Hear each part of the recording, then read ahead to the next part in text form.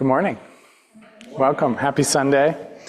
I am the minister here, Rev William Levwood. My pronouns are he and him. I'm affectionately known as Rev Lev. I'm so happy to be with you this morning. So with that, let's center ourselves for worship by taking a deep breath together.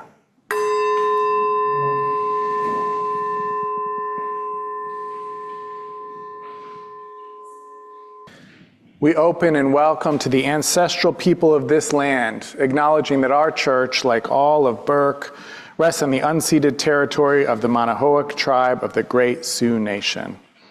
We seek healing and the realization of justice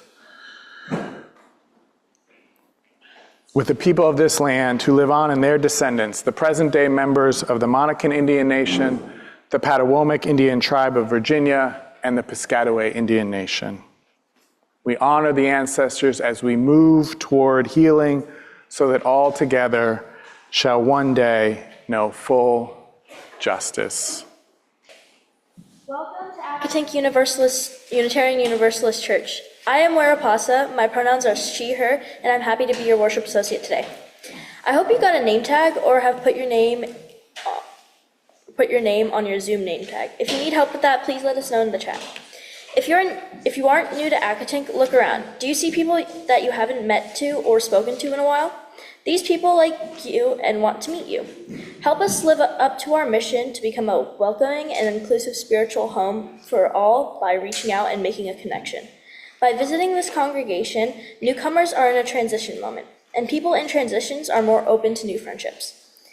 That means that your new best friend might be here this morning, and this is your chance to get to know them before someone else does.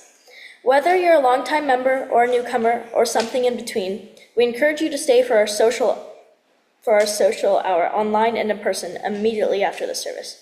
We're so delighted you decided to join us today. Welcome.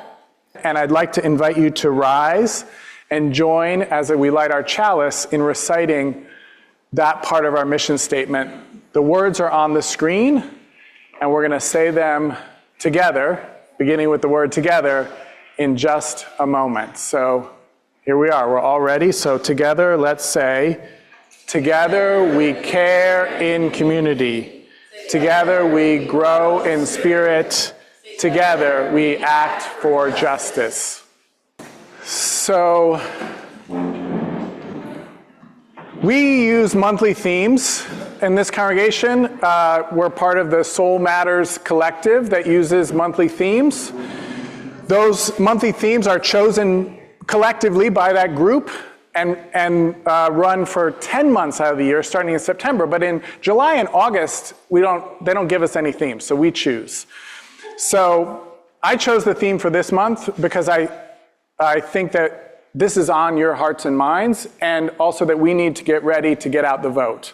So this month's theme is democracy, or protecting democracy, or inclusive democracy, or just democracy. So that's the theme for this month.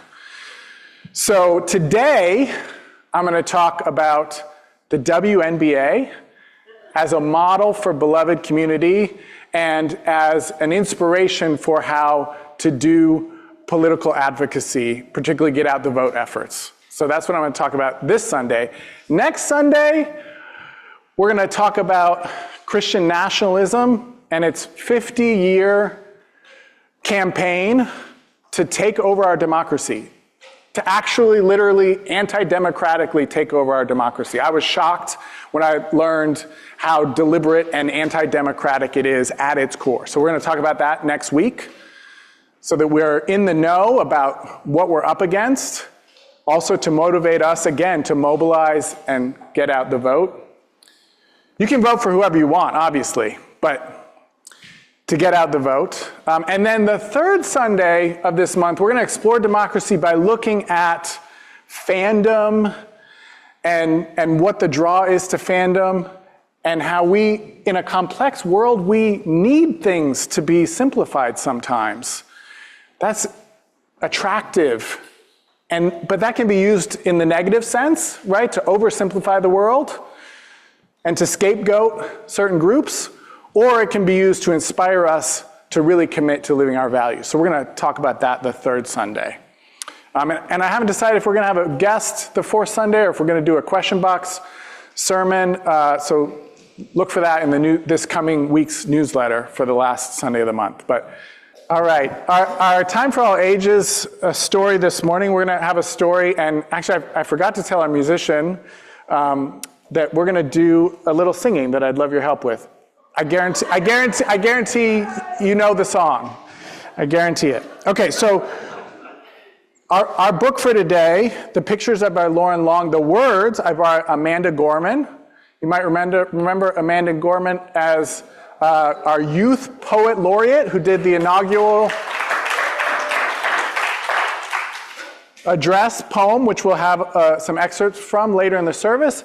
But she also wrote this picture book, Change Sings. We've actually used it a couple years ago before, but I thought it was worth repeating. So without further ado, Change Sings.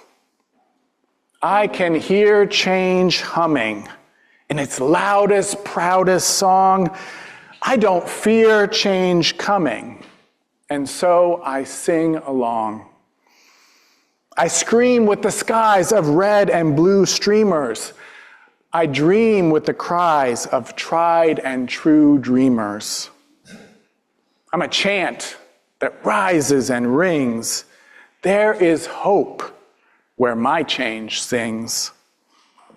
Though some don't understand it, those windmills of mysteries, I sing with all the planet and its hills of histories. I hum with 100 hearts, each of us lifting a hand. I use my strength and my smarts, take a knee to make a stand. I'm bright as the light each day brings. There is love where my change sings. I show tolerance, though it might take some courage. I don't make a taller fence, but fight to build a better bridge. I talk not only of distances from where and how we came, I also walk our differences to show we are the same. I'm a movement that roars and springs. There's a wave where my change sings. Change sings where? There, inside of me, because I'm the change I want to see. As I grow, it grows like seeds. I am just what the world needs. I'm the voice where freedom rings. You're the love your bright heart brings. We are the wave starting to spring. We are the change we sing. We're what the world is becoming, and we know it won't be long. We all hear change strumming. Won't you sing along? So, we're going to sing together, and I hope you'll sing along. I'm sure you all know the song, I'm Happy. If you're happy and you know it, clap your hands. So we're going to sing, If You Want Justice and You Know It. And we're going to do it the first time, clap your hands, but then be thinking, because I need to know, if you want justice and you know it, like, what are we going to do about it? And we're going to sing those things as well. Does that make sense? It's got to be short, right? Like, if you want justice and you know it, get out the vote, right? If you want justice and you know it, stand up to bullies, right? That kind of thing, okay?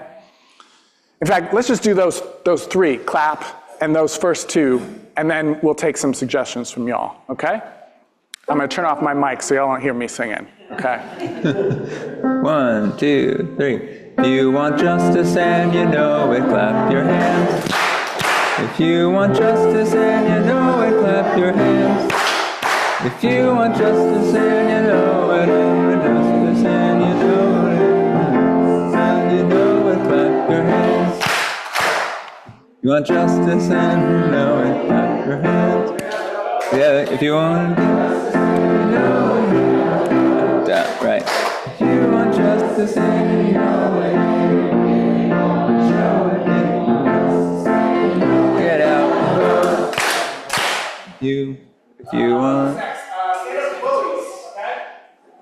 If you want justice and you know it, stand up to bullies.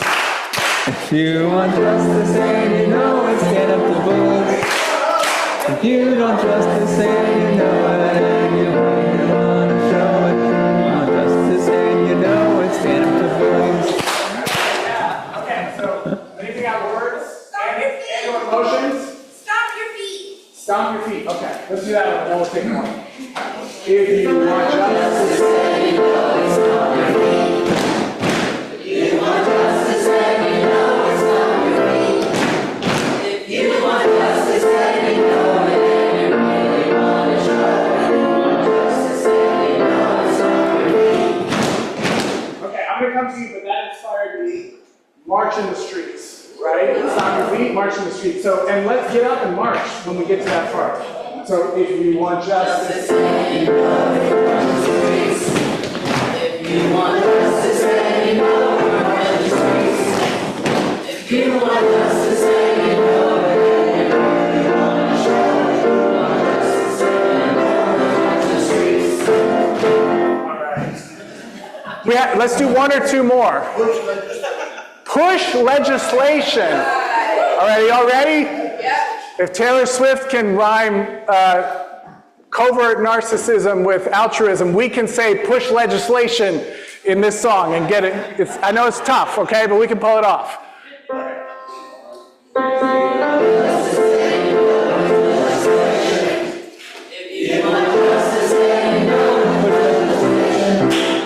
If you want justice and you know it, and you really want to show it, you want justice and you know it, legislation. All right. We have one more? Two more? Be an ally. Great. Okay, let's go.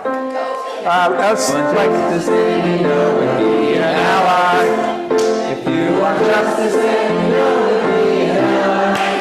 If you want justice and you know it, and you really want to show it,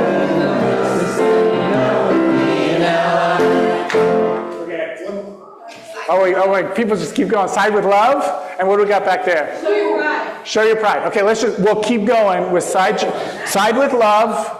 I don't know what our, jump to the side, I don't know what, and show your pride, like a little YMCA.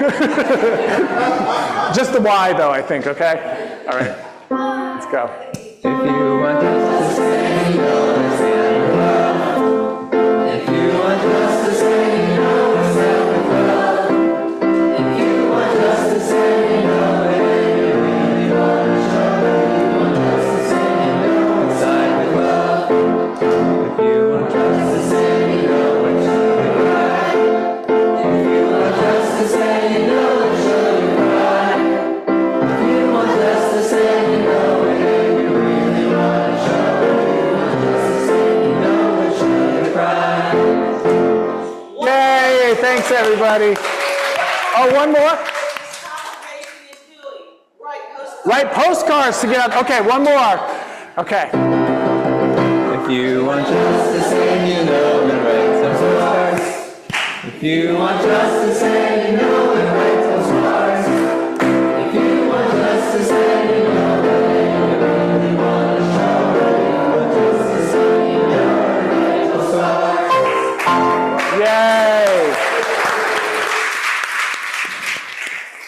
Thank you, everybody. Thank you for the words. Thank you for the motions. I don't know if you noticed, I started doing like a Megan Rapinoe. I just scored the winning goal in the Olympics for my Y, for show your pride. Okay. Yeah, a new generation now. A new generation.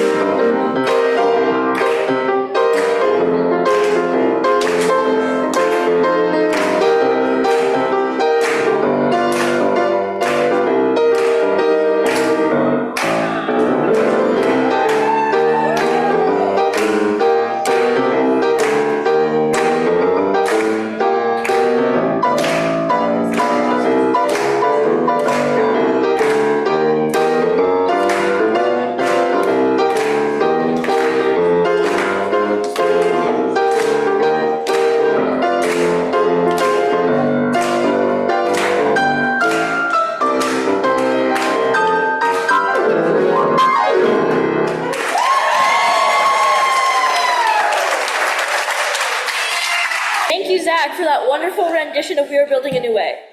That was awesome. Today, I'm going to read some excerpts from The Hill We Climb by Amanda Gorman, of whom you know spoke at the presidential inauguration.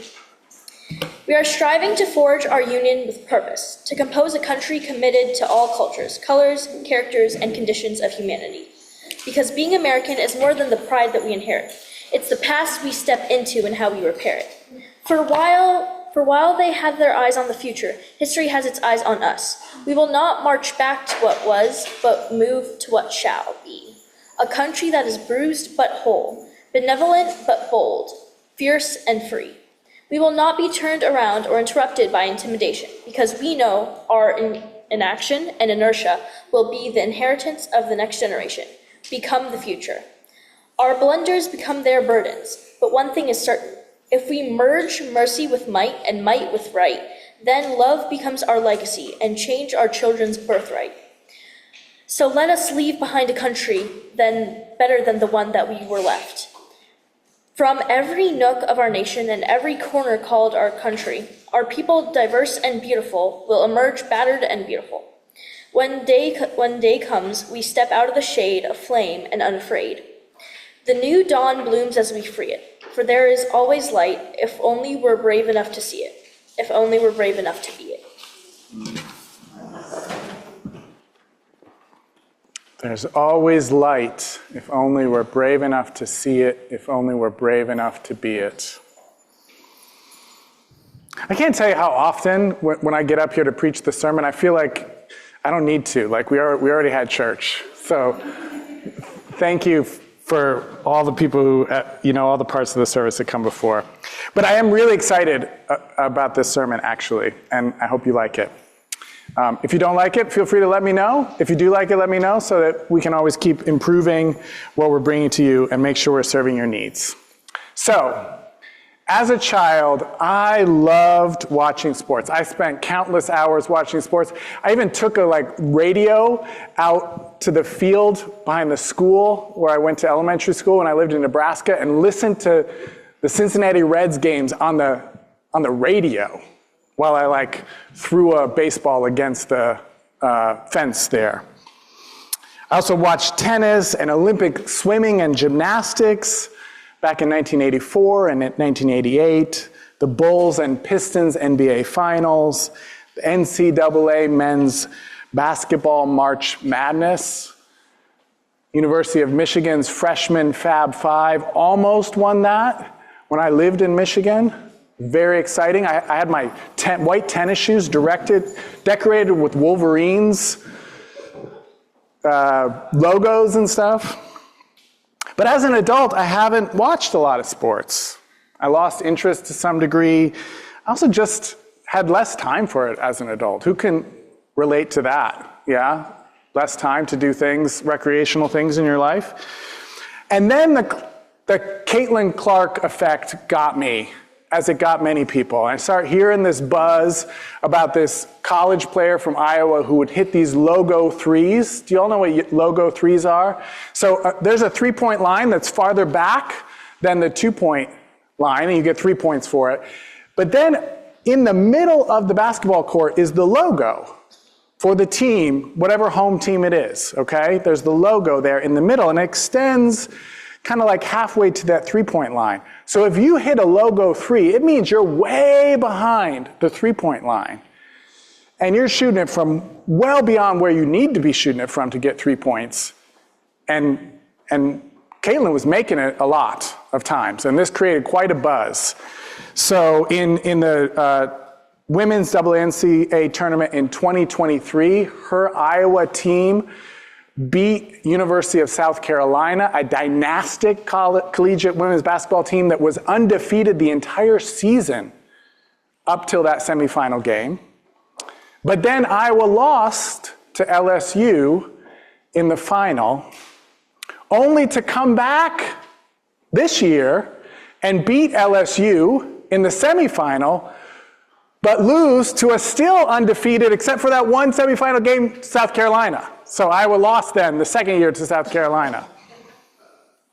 Caitlin Couldn't beat 5 amazing players, or like 8 amazing players for South Carolina. So since the start of this year's WNBA season, I've become a pretty dedicated fan of the W, as it's affectionately known. Oh, my child is chiming in to confirm. More than dedicated, my child says. From about mid-June to the Olympic break, I watched about 3 games a week, taking over my family's living room on Friday nights from 7 to midnight, when Ion shows games back-to-back. I've developed favorite teams and players, the Indiana Fever, with all-stars, Caitlin Clark, Aaliyah Boston, and Kelsey Mitchell. This year's #1 draft pick, Clark, known for those logo threes in college, is defining herself as a star this year, less as a high scorer and more for amazing passing ability. She makes the most unbelievable passes. You wouldn't believe that she could get the ball to those players.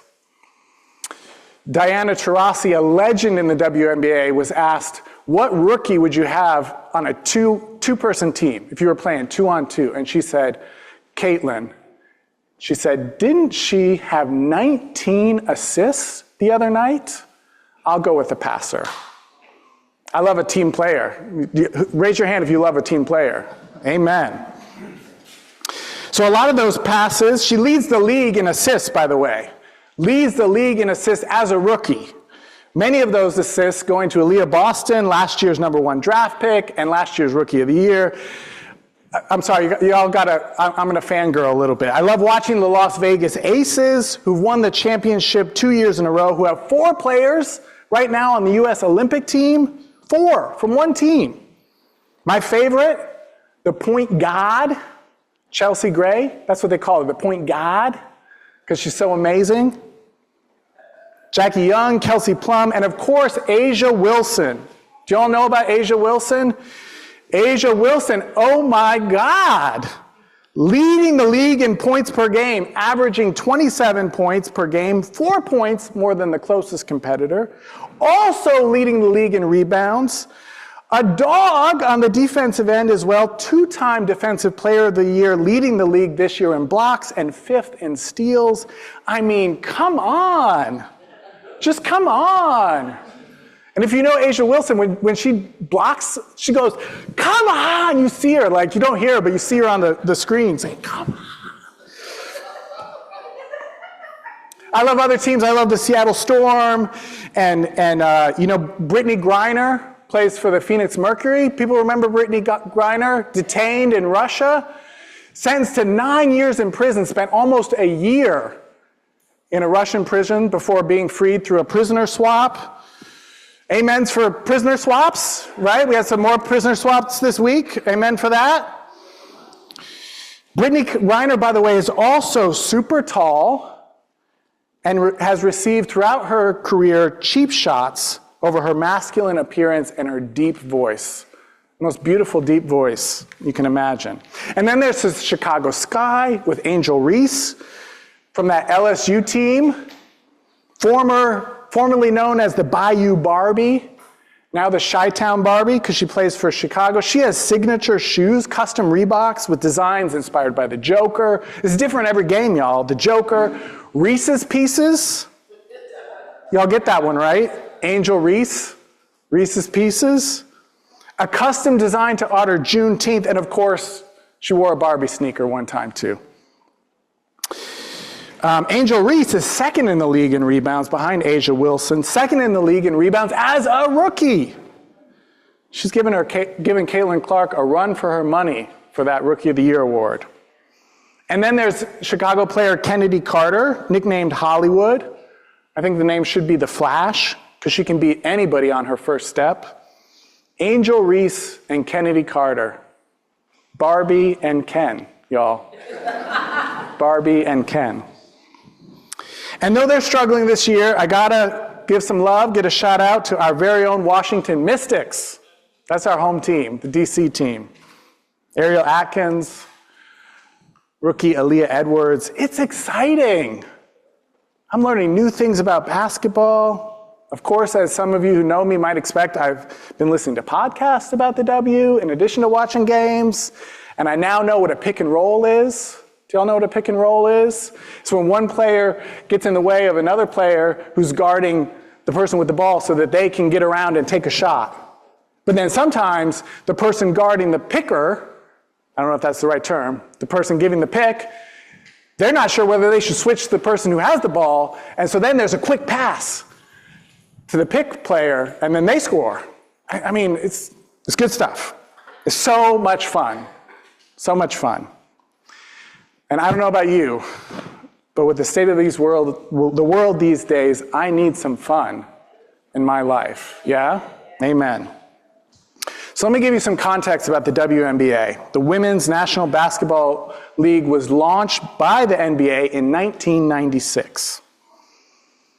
By the way, could we just call the NBA the MNBA? Yeah. The Men's National Basketball League? Because that's what it is.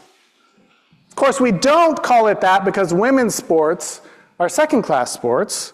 Real sports are men's sports, so we don't have to qualify them as men's. Whenever we put an identifying adjective before something, we're also accentuating what the norm is. When we said, I just read a book by this black author, we're accentuating that a normal author is what? White. Well, we don't have to say white, because that's implied unless otherwise noted. We say women's basketball because men's basketball is the norm, the standard. So when the NBA started, there was initially a lot of excitement, but pretty soon you heard journalists on TV saying things like, the real question is going to be, when does the novelty wear off? And in a way, you could say the novelty wore off. WNBA players started receiving criticism because they didn't look feminine enough, or because a large percentage of the WNBA players are queer women. This is a sport league that is predominantly black and overwhelmingly LGBTQ. So a note about the Caitlin Clark effect is in order. Notice what happens when you have white standouts in black spaces. Elvis, Eminem, New Kids on the Block. Now, there's no denying that Elvis made great music, or that Eminem has skills on the mic, or that New Kids on the Block, okay. The New Kids on the Block were pretty mediocre, even if they did inspire my modern dance career. But there is also no denying that a large part of Elvis's popularity is due to the fact that he was a white guy bringing black music to white audiences, making it more palatable by his whiteness. No denying that part of the reason Eminem is the best-selling rapper ever is because he's white. And the New Kids on the Block? Anybody here know about New Edition? Anybody? New Edition was a black boy band that preceded the New Kids on the Block, drawn from a poor neighborhood in Boston, just like New Kids on the Block were drawn from a poor neighborhood in Boston, created by a black songwriter and producer named Maurice Starr. The very same person created both boy bands. Right? You see where I'm going with this. Which boy band sold more records and made more money? The white one. Back at a time in the early 90s when there was still black radio and white radio. Some of y'all remember that. When not many music videos from black artists were in rotation on MTV. All right, so Caitlin Clark is an amazing basketball player, a generational talent. There's no denying that. There's also no denying the fact that her basketball talent is only part of the reason she has been able to draw so many new fans to women's basketball. The other reason is that the WNBA is predominantly black and hugely queer, and Caitlin Clark is white and straight. Okay. This all leads up to what is really the core of what I want to convey to you with this sermon, one of two cores, which is I look at the WNBA and I see a model for what America could be. I see a diverse, multicultural, beloved community. I see what that looks like, I see what it feels like, I see what it acts like. 80% of WNBA players are black. 1/3 at least, 1/3 are out queer players, so at least 1/3 are queer. And those players don't just have those identities, but they're in community together, right? In The Power of the Dream, which I'm going to talk, a lot of this sermon is based on that wonderful documentary. Half of the players that they interviewed a handful of players, said the reason they love playing basketball is for the team camaraderie, the community, the connection, right? And it's real there. And these people are making connections across gender lines, across sexuality, across race, playing basketball together. That's what I want America to be like, right? So I think it can be a model for beloved community, the WNBA. And you can see the multiculturalness of it. The influence of black culture as the players are coming down the hall before the game, stomping and clapping like we were earlier to get themselves hyped for the game.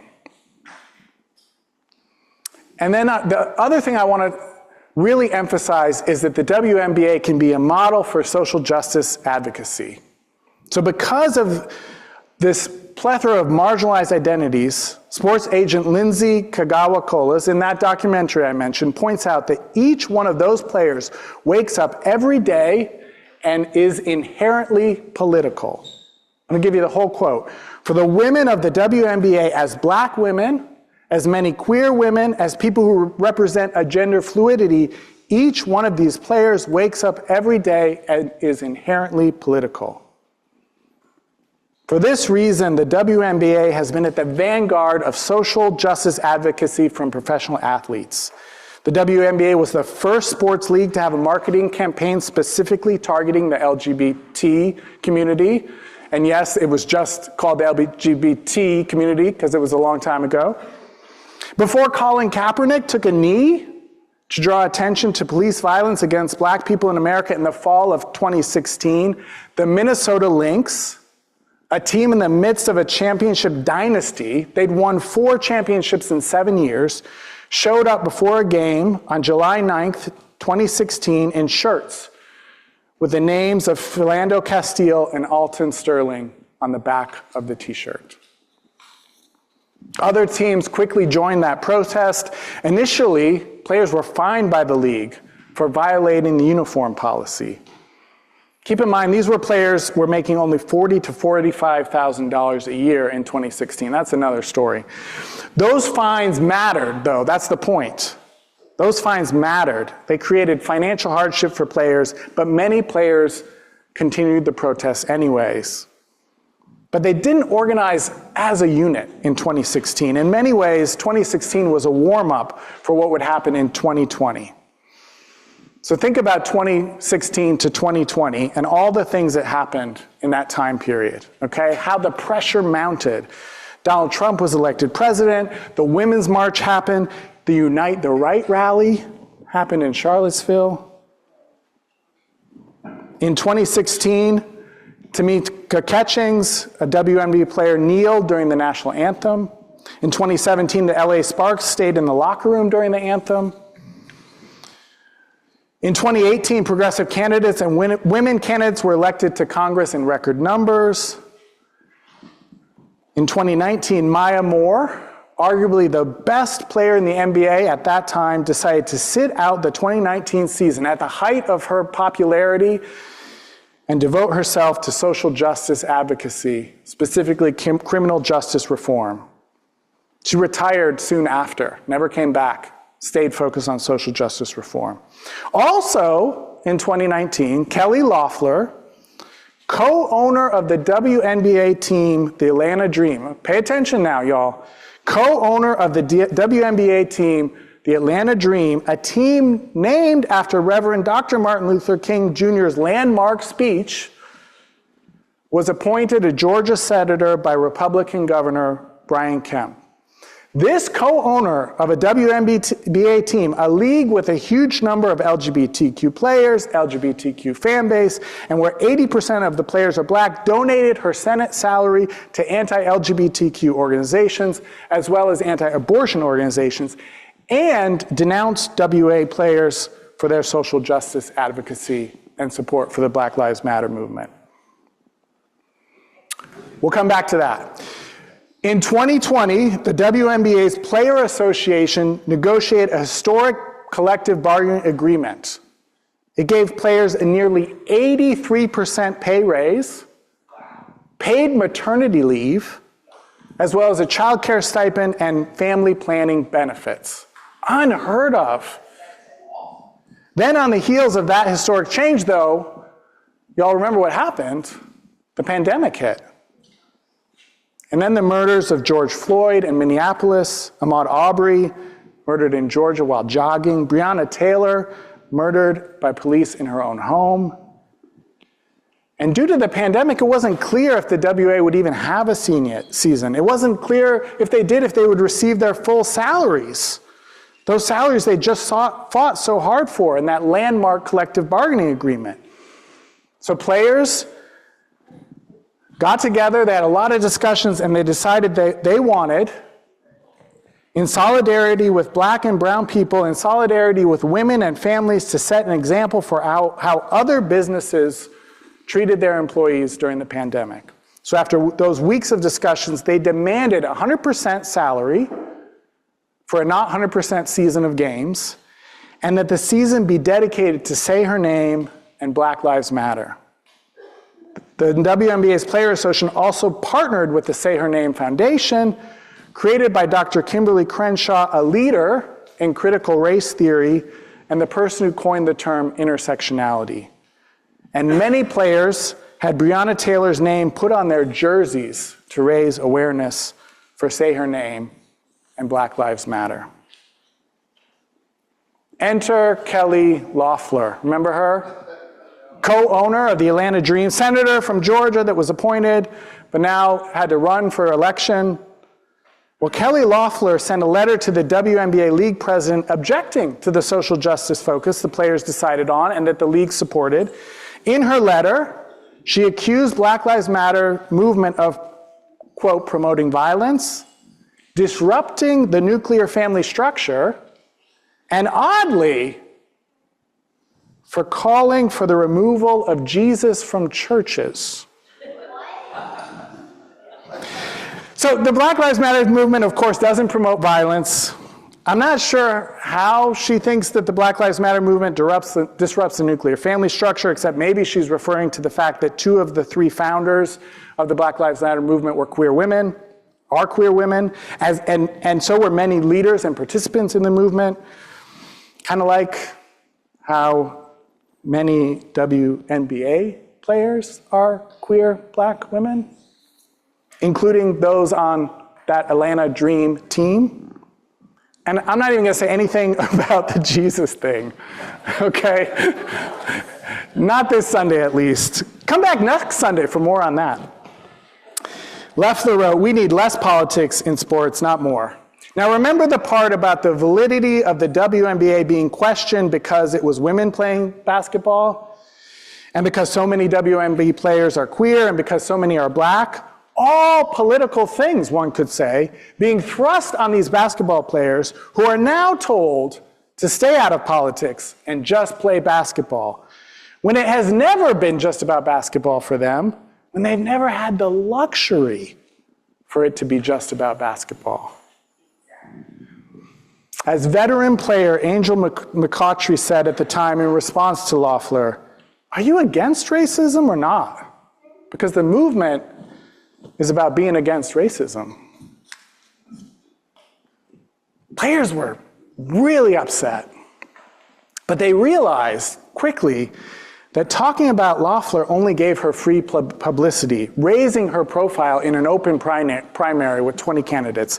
So they decided to redirect that anger towards supporting an opposing candidate.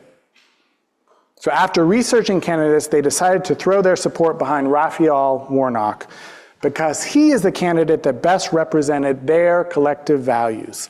They even met with Warnock to question him before deciding to support him. I will admit it probably didn't hurt that he is the minister of the Atlanta Ebenezer Baptist Church. That's MLK's old church, y'all. Remember how the WNBA team, the Atlanta Dream, got its name from MLK, and Kelly Loeffler is one of the co-owners? Nonetheless, the players did their homework. You could say they did a scouting report, as they did use that term in the documentary, to make sure that that's who they wanted to support. They made sure that they wanted to be on Warnock's team or to have him on their team. Remember, players for the Atlanta Dream were literally on Loeffler's team, the team she owned, but they were not on her team. Remember also that one of the ways the players had engaged in activism was through clothing. Remember the t-shirts? So the players realized what they wear in the tunnel as they arrive for the game, they have complete control over that. They can decide. And the media shows up for that. You can go on Instagram and see the fashion of the WNBA in the tunnel. So they strategized, they organized, t-shirts were made that said simply, "Vote Warnock." I'm looking at you, Dale. White dudes for Kamala. Where's the shirt? We gotta get the shirt. Okay, it was optional for players to wear that shirt, of course, but players chose to wear it en masse. First, the Atlanta Dream debuted the shirts, a powerful statement when the team you own is urging people to vote against you, vote for your opponent. And then whoever the Dream was playing, that team would show up, also wearing Vote Warnock t-shirts. Yeah, they were all, I mean, you can see pictures, like it wasn't required, but there's 12 players on each WNBA team, and you're gonna count at least 10, 11, if not 12, when you see those photos, okay? Now, before this moment, this is unreal, this is unbelievable. Before this moment, Warnock was polling at 9%. Nobody knew who he was. Loeffler was polling at 26% in this field of 20 candidates in an open primary. From that moment in July until November, support for Warnock rose, according to polling numbers, from 9% to 41%. And he secured a place on election day to qualify for the runoff, getting 32% of the vote. Loeffler came in second place at 26, but there had to be a runoff because they didn't get a majority. Warnock would prevail in January, becoming the first black United States senator in the history of the state of Georgia, and giving Democrats control of the Senate in addition to the House and the presidency. So, you know, I had two titles. Like, if you look on your order of service, you'll see there's two titles: The Power of the Dream, which I borrowed from the documentary. It's in quotes. And a W from the W, meaning a win from the WNBA. Not for the WNBA, but from the WNBA, because of how they mobilized voters. Now, I feel like I should have titled it A W from the W for the W. Stay with me, because Warnock's logo for his campaign was also a W, right? Like a lot of W's going on. Y'all aren't getting as much pleasure out of that as I am. All right, I said this earlier. Of course, you can vote for whomever you like in the coming election in November. Not only is this congregation legally prohibited from endorsing a particular political candidate, but we as UUs fully support the separation of church and state. We've gone to town to make sure that the separation of church and state is upheld. Part of why it's so important how we vote in November is so the separation of church and state remains the law of the land in America, which I mentioned I'll talk explicitly about next Sunday. So I'm obviously not telling you what candidate or political party to vote for, because I believe wholeheartedly in the separation of church and state. And because I also know as independent-minded UUs, you're going to vote your conscience. Like, it doesn't matter what I say. You're not taking cues from your minister for that. But what I am urging you to do is for you to follow the example of the WNBA, and to mobilize voters. Write those postcards, make those phone calls, wear t-shirts. Mobilize voters to show up and vote for whatever candidates, and yes, that was plural, candidates, because we need to vote in all the races, local, state, national. Follow the example of the W and mobilize voters to show up and vote for a diverse, multicultural, multiracial, pluralistic democracy committed to beloved community where all thrive. Those words are from our UU values. Where all flourish with dignity. We can do the work to make sure that pluralistic democracy survives this election, that a multiracial, multicultural democracy gets a W in November, gets a win in November. Let's make it happen. I'm going to give some announcements. I just want to say that, this democracy thing is important. So the services are going to be a little bit more focused on justice stuff this month. So if that's not your cup of tea, I get that. In September and October, they won't be focused on that. We're getting ready now. We're getting focused. We're getting mobilized now. And then while y'all are doing the work, while we are doing the work in September, October, we're going to be talking about other stuff here in this sanctuary. Just so you know. All right, so we do a lot of work for justice and service here, though. So get those food donations in for our meal packing, okay? 8.4% of the population in Fairfax County, 8.4% experiences food insecurity, and many of them are children. So we do meal packs after the Sunday service, once a month pretty much, and we need you to show up on Sunday, August 25th for the meal pack, but we gotta have the food ahead of time.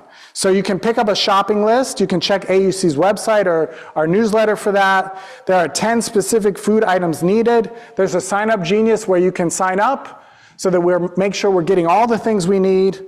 Maybe you'd like to bring a 6-pack of mac and cheese cups or juice boxes. Every item is appreciated, so thank you in advance. I also want to let folks know that you can sign our membership book at any time. So just let me know if you want to sign it today after the service, or you can wait till September 1st or September 8th, and then we'll have a group of people signing it together. And it's a lot of fun when we do it that way. Okay? September 1st, September 8th. We also encourage everybody every week to stay for our social hour. Caring in community is a big part of this congregation. I'll be in the corner if any newcomers have questions about Unitarian Universalism, about this congregation, though I want to say for those members who are not new, your job, okay, think of it like a fun game, is to make sure those newcomers can never get to me in the back, okay? That as they're trying to get to me, you're intercepting them and telling them about this congregation, or maybe more importantly, asking them about themselves and what matters to them and why they're here, okay? So that's a fun game, yeah? I love games. Okay. I didn't hear that. What was that? Oh, it's called pick! Yes! It's called a pick and roll! That's perfect. Y'all get that? The basketball reference? Oh, I love it. I love it. We need you in this congregation with creativity like that. Okay. So we're gonna rise in just a moment. And we're going to say our community blessing. So we're trying to experiment. We have an adapted version and we have the original version, okay? This Sunday and next Sunday we're doing the adapted version. One more announcement. What's that? Did you miss it? Oh, yeah, thank you, I did. I wrote it down. I said, I hope I don't miss it. Buildings and Grounds Workday next Saturday. 6 days from now. It's a lot of fun, 8:30 to noon, all are welcome. You don't even have to come for the whole time. And you don't have to have any specific skills. They'll help you find the tasks that fit your skills, okay? Buildings and Ground Workday next Saturday, 8:30 to noon. Thank you. Sorry about that. Okay, so this Sunday and next Sunday, we're gonna do the adapted version. So you can get a feel for it. See whether you like it or hate it or it's not a big deal.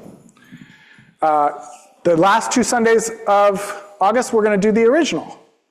And we're going to mix it up for the next couple months. In September and or October, we're going to have a vote through our newsletter to get a sense of where you all stand on whether you want to adapt it or don't. This was a request from a member.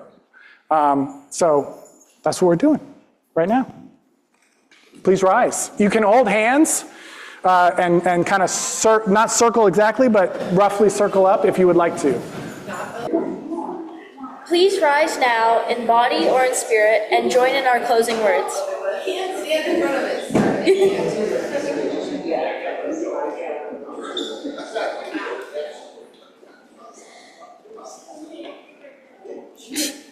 As we extinguish our chalice, I invite you to join me now in our community blessing with these words of David Bumbaugh, slightly adapted. This church is dedicated to the proposition that by embracing our differences and celebrating our diversity, we honor the unity that makes us one and binds us forever together, in spite of time, death, and space between the stars. We pause now in silent witness to that unity. Now that we've gathered together in this welcoming and inclusive spiritual home, let us go out into the world nourished, rejuvenated, and inspired to share our values.